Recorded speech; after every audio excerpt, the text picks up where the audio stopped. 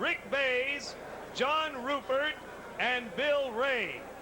Introducing first, in the red corner, wearing the black trunks, gold trim, he weighs 313 pounds. His professional record, 21 wins, 7 defeats, 15 knockouts, from Las Vegas, Nevada, James Broad. His opponent in the blue corner, wearing the white trunks with red trim and accessories, he weighs 258 pounds. His professional record, 11 wins, 1 defeat with 9 knockouts. He is also from Las Vegas, Nevada, Billy Wright. 6 rounds, heavyweights.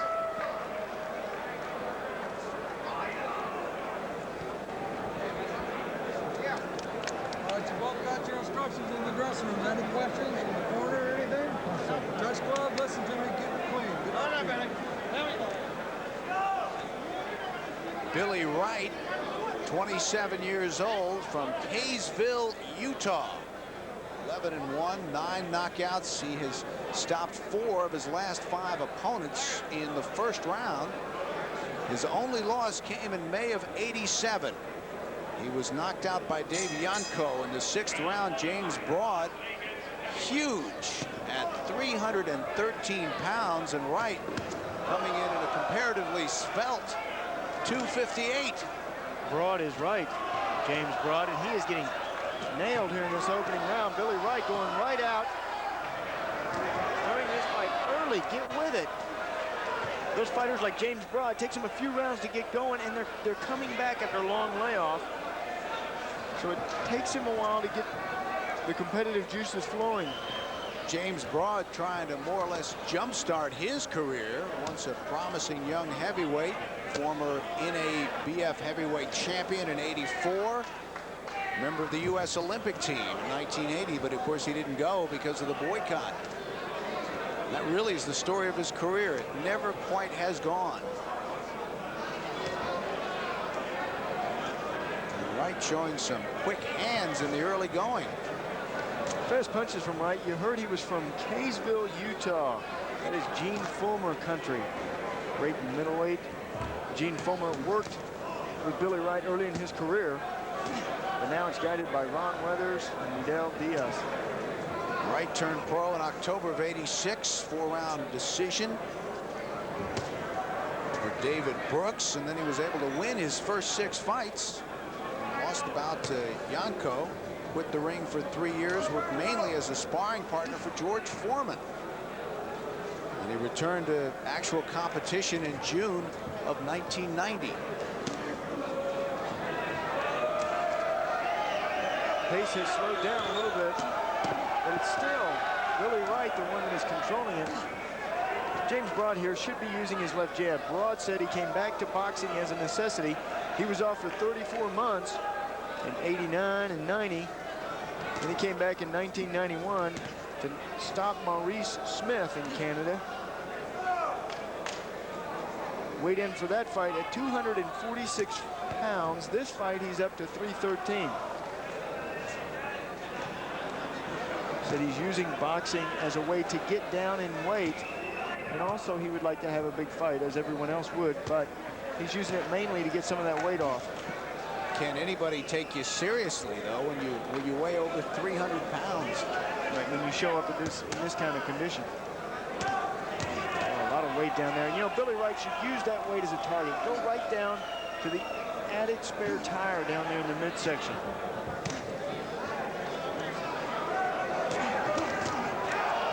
Right hand by Wright. Good right hand. That's what you call a right hand. Billy right hand. Ton of heavyweight fighters in the ring now. Billy Wright and James Broad. 2nd round. Give the 1st round to Wright. Right. I did, yes. Billy Wright. He pressed the action. He was the busier of the two. He set the pace, set the tempo in that opening round. Wright has got some power in that right hand, but I still think he would be more effective going downstairs to the body. James Broad clearly looking for the one big knockout punch.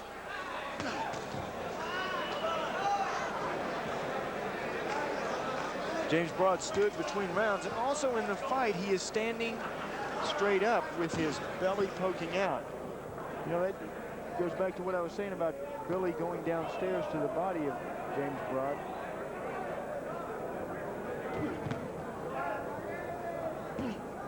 I applaud him for trying to do something to get the weight off. I just don't know if I needed to take weight off. I'd want to get in the box.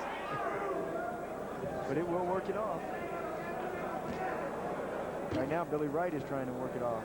When somebody is that thick in the middle, their body punches get through. Sure.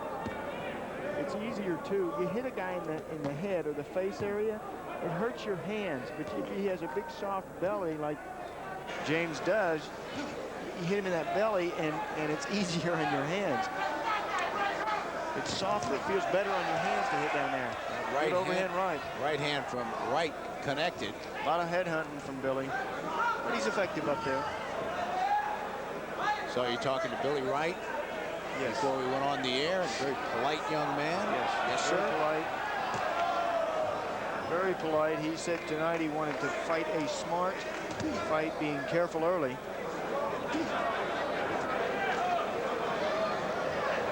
Of course, Wright used to fighting big men. Remember, sparring partner George Foreman. I guess now trying to get out of that sparring partner syndrome. It's really easy for fighters to fall into that. It's a steady paycheck, but it certainly doesn't help advance their careers. It sometimes ruins their careers. Many fighters have ended their careers being a sparring partner for some big name.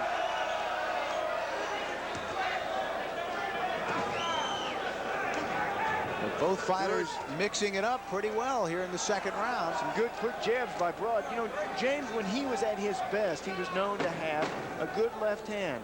Fast, quick, and he had good movement too. He's not gonna have the good movement, but he looks like he still has the speed of that left jab. End of round two. Okay, so the is just a memory. But a memory strong enough to make him want to get back into the ring. And he is swinging.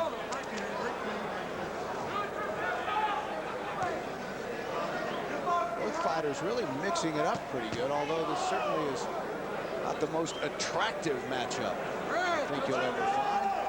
Slow fight, but these fighters are hitting hard. One thing about the heavyweights, they've got the power, but occasionally they become a little bit too monotonous. Picking it up a little bit is Billy Wright. 10 seconds left in round number 3. And we pause now for a word from your local cable systems. Even at 3:13, sending a message, standing between rounds, and he's done it between both rounds thus far. Well, he is the veteran in this fight. Standing up like that sometimes helps you. Helps you get more air into your lungs. You stand up, you seem to be more relaxed instead of falling down in the chair. Plus, a man his size, it's difficult to stand up at the next round. You got to move all that weight up on your legs. Fourth round scheduled for 6. James Broad and Billy Wright. And this is the time in a fight when you have two guys who both weighing over 250, in Broad's case over 300, where you tend to see the action slow down, I think. Exactly. But these two are still going at it pretty good. And this is a time in a fight for Billy Wright that he's thinking, boy, I should have gone to the body earlier to slow down Broad. Broad is a slow starter. Takes him a few rounds to get the muscles working, get everything loosened up, really get into the fight. These two have shown they're both brawlers. Good right hand there from Wright, but it didn't seem to bother James Broad. James has a almost always had a fast, excellent fast left jab. Look how he is standing now, how the composition of this weight has changed his body. He's got the big belly, and to do that, he has to arch his back to hold that big belly up there. So now he sticks his belly out further than he did when he was a slim, trim, young, youthful fighter. It's a big disadvantage for a fighter to do that. Big target there. If you could get to where you pull your elbows in and you tuck that belly behind you, you take that belly away from your opponent, you wouldn't get hit there as much. You can see the bow in his back, in his lower back. And now both men showing the strain of the 3 previous rounds, which were fought at a pretty crisp pace. You look at Broad, you know he's going to have trouble with anybody who comes at him with a lot of different angles. Straight ahead, as with Michael Dokes, who we'll see later. That's a big advantage. Right, and look at this crisscross defense that he has. That left hand right underneath his right hand. If you've got a fighter in there with defense like that, you try to be real fast with him and go upstairs to the head or to the body wherever he's open. Both men resting now inside of 20 seconds remaining in the 4th round. Pace has slowed. They get tired. Those gloves get so heavy, too. 5 seconds remaining. Round 4 is in the books. And Billy Wright and James Broad. Broad in the black trunks. Wright in the white trunks in his corner in between rounds. The instructions to Wright: move your head and go with the uppercut. No instructions to go down to the body. You know, a lot of head hunting from Wright. Good young prospect, though. A lot of ability, some good punches. Slowed down a little bit in these last couple of rounds. Combination there. James Broad comes to life, and Wright comes right back. Well, you gotta fight sometimes. Sometimes you just gotta plant your feet and swing the punches.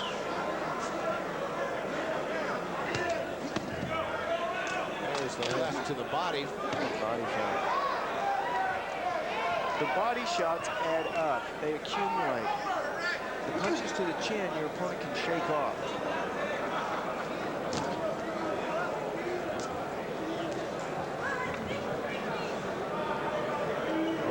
To get hit in the body. Good left hook.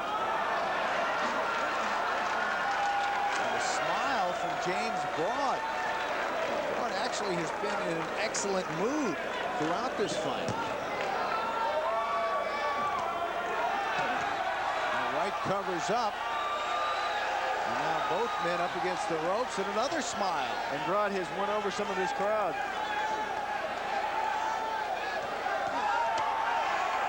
Good combination by James. And Broad acknowledging, look, I know I weigh over 300 pounds, but I came here tonight to work, and he pretty much has done that. And I tell you, if he hits his opponent with 313 pounds, I don't care who they are, they're going to go down. If he hits them right, he finds the sweet spot.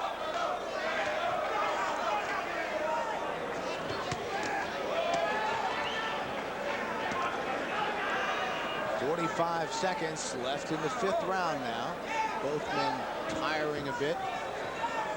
But Wright back on the balls of his feet, gets the left in.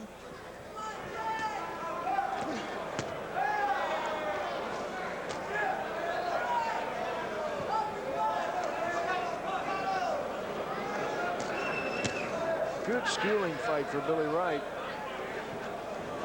Now Broad is putting some pressure on him. Wright's having to alter his style. There's a lot behind those punches right now.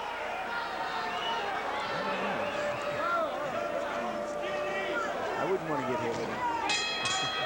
And that's the end of the 5th round. And let's see if James Broad continues to stand, and he does. Looking out into the crowd as you look across the ring at Billy Wright. He'll take the traditional seat.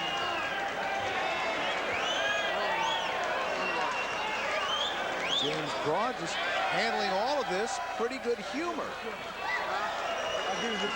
Last round. Good